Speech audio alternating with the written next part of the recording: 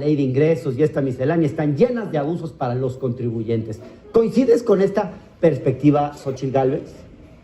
Mira, el problema es que el gobierno no se atreve a decir las cosas por su nombre. O sea, se vale que quiera ponerles a los jóvenes impuestos, que quiera que se den de alta con el RFC y que lo diga que es para ampliar el padrón de contribuyentes. Eso es lo que quiere hacer. El problema es que diga que lo hace porque los jóvenes son utilizados por las empresas para utilizar sus RFCs y evadir impuestos. Un notario público no puede utilizar el RFC de un joven si este no va con su huella digital, con su credencial de elector. Y si un joven está creando una empresa, lo lógico es que ese joven se dé de alta con el RFC y pague impuestos. El problema es que se usa esta excusa para lo que realmente quiere el gobierno, ampliar la base tributaria. Sí, así es. El gobierno quiere que los jóvenes empiecen a pagar impuestos. ¿Se vale? Sí, sí se vale. Simplemente me parece que no lo dice con nombre y apellido y es lo que genera tantas complicaciones. ¿Cómo lo van a hacer? El problema es que hoy ni siquiera hay citas para los contribuyentes formales como tu servidora que es empresaria, donde fue dificilísimo conseguir una cita sin corrupción para sacar la fiel. Hoy, en el tiempo de la 4T, hay corrupción. Entonces, creo que eso va a ser muy importante cómo se va a implementar. Yo, en lo personal, creo que podríamos encontrar muchos mecanismos para evitar la evasión fiscal de las empresas a través del uso de identidades. Sí creo que hay, metiendo en cintura a los notarios públicos, que estos no puedan dar de alta a ningún joven que no dé sus datos correctos.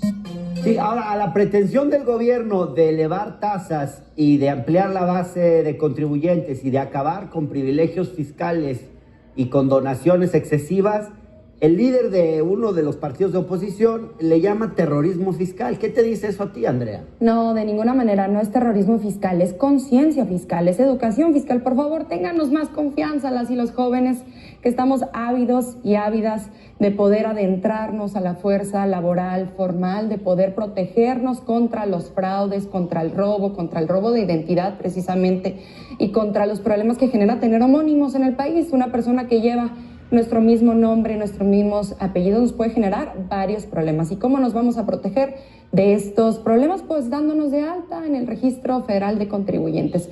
Para poder tener un título universitario nos piden el RFC. Para poder adentrarnos a la fuerza laboral formal nos piden un RFC. Y además hay que decir algo, no es terrorismo porque no existe ni una sola consecuencia, ni una sola amonestación, ni una sola multa para aquellas y aquellos jóvenes que decidan no darse de alta en el RFC. Y además hay que decir una cosa que es verdaderamente importante. Nos daríamos de alta a los jóvenes mayores de 18 años con el régimen fiscal de persona física sin actividad económica. Eso no genera obligaciones de pagar contribuciones y ni siquiera de declarar impuestos. Entonces no caigamos en las mentiras de la oposición.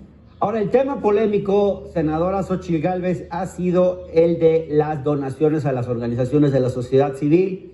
La oposición ha dicho que este gobierno básicamente busca destruir a las organizaciones. Esto por un tema que es el límite que se les puso a las donaciones de más de 163,000 pesos a organizaciones de la sociedad civil por parte de personas físicas. ¿Por qué generó tantas críticas este tema, senadora? Mira, la verdad de las cosas, yo, tu servidora, viene de una ONG. Hace 25 años instauré, porque en nuestro pueblo el único pecado por el que tú te vas al infierno es por guardar más dinero del que necesitas. Yo soy originaria de una comunidad indígena y en ese momento la fundación que yo encabecé, que por cierto ahorita está suspendida por mi trabajo en el gobierno como senadora, llegó a atender a 80,000 niños indígenas de la Sierra Tarahumara, de la Sierra Mije, de la Sierra Cora, Huichol, Tepehuana. De hecho, la titular de Gobernación, Olga Sánchez Cordero, era voluntaria en la fundación que yo encabezaba, llevando un programa alimentario a niños. Y yo recibía donaciones muy, muy importantes. Aparte de poner mis recursos personales, muchos empresarios apoyaron este programa ante la desatención del gobierno a estas comunidades.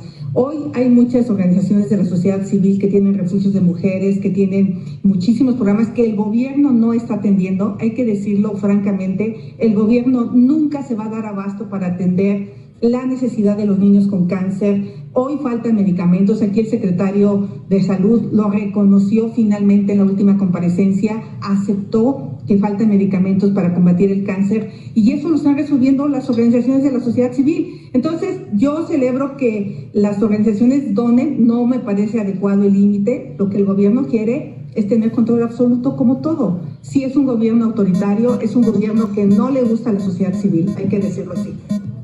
¿Es una forma de controlar a las organizaciones de la sociedad civil, Andrea? No, de ninguna manera. A ver, la miscelánea fiscal que votamos y aprobamos en la Cámara de Diputados la semana pasada no toca a los donativos, que sí toca a los límites que se ponen a las deducciones fiscales por concepto de las donaciones. Se los explico en peras y manzanas. A ver, el 84% de las donaciones totales que hay en este país las realizan personas morales, no físicas. Y la miscelánea fiscal solo plantea límites a las donaciones de las personas físicas. ¿Qué pasa con ese 16% restante de las donaciones que realizan las personas físicas? En un 94% son aportaciones menores de 30,000 pesos y esta miscelánea fiscal nos permite deducir hasta 163,000 pesos anuales, así que no se tocan. A quienes sí se toca de un total de 10,000 donatarias que existen en este país, solamente 2 se ven afectadas por esta medida. 2 donatarias cuyos fines no son sociales, son personales y son propiedad de 7 integrantes de la misma familia que el año pasado defraudaron por un total de 700 millones de pesos al Estado mexicano. Así que, ¿a quién estamos defendiendo, por favor? Al respecto, antes de irme un corte, solo mencionar que la jefa del SAT, Raquel Buenrostro, afirmó que el 96% de las donaciones a ONG son menores a 30,000 pesos y que por lo tanto siguen siendo deducibles. Digamos, el 4% restable son cantidades mucho más grandes que tienen como objetivo de evadir impuestos. ¿Cómo respondes a estas afirmaciones, Xochitl? ¿Están realmente en riesgo las organizaciones de la sociedad civil o solo los grandes contribuyentes que usan estas donaciones para evadir impuestos, como asegura la jefa del SAT? Pues mira, perdón que yo no le crea a este gobierno, pero se la han viviendo diciendo de que hay corrupción. Hoy desaparecieron el Seguro Popular y no hay una sola persona en la cárcel. Desaparecieron el sistema de distribución de medicamentos, dañaron a niños con cáncer, a mujeres con cáncer y no hay una sola persona en la cárcel. ¿Qué es lo que sí vemos? Al hijo de Manuel Bartlett utilizando el dinero público para asignarse ventiladores a 3 veces su valor.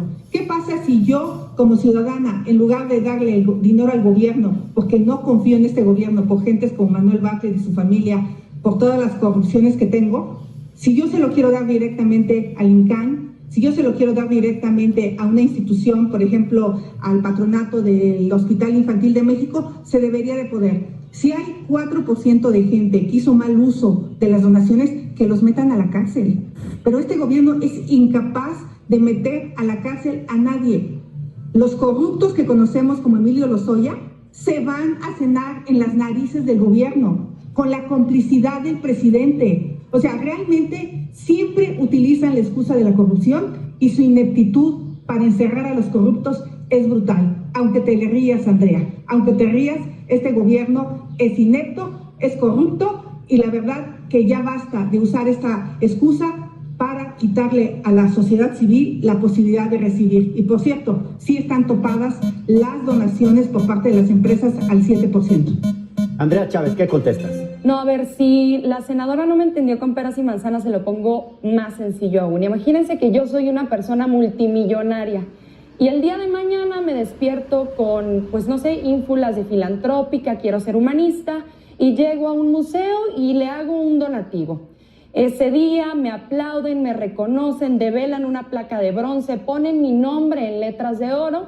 Regreso a mi oficina y le digo a mi contador, quiero ese dinero de regreso, ¿cómo lo hacemos? Y mi contador me dice, metámoslo como deducción fiscal y entonces el Estado mexicano me lo tendría que regresar.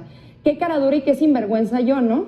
Pero imagínense, es aún peor. ¿Qué pasa si les digo que ese museo es de mi propiedad y propiedad de mi familia? Eso es lo que sucede con esas 2 donatarias de un total de 10,000 que existen en este país, que pertenecen a 7 personas de la misma familia, que no tienen fines sociales y que han defraudado, repito, al Estado mexicano por un total de 700 millones de pesos. Es así de sencillo. Recuerden, el 84% de las donaciones en este país las realizan personas morales, no personas físicas. Del 16 restante, el 94% son menores a 30,000 pesos anuales. Podemos deducir con esta miscelánea fiscal un total de 163,000 pesos anuales. Entonces, por favor, dejemos de desinformar y dejemos de utilizar a los medios de comunicación, a los espacios para transmitir fake news y empezar a crear en el inconsciente colectivo de que el Estado mexicano está en contra de las y los mexicanos. Por favor, nuestro país es uno de los países que menos recauda y necesitamos aumentar los niveles de recaudación. Bien, déjenme ir un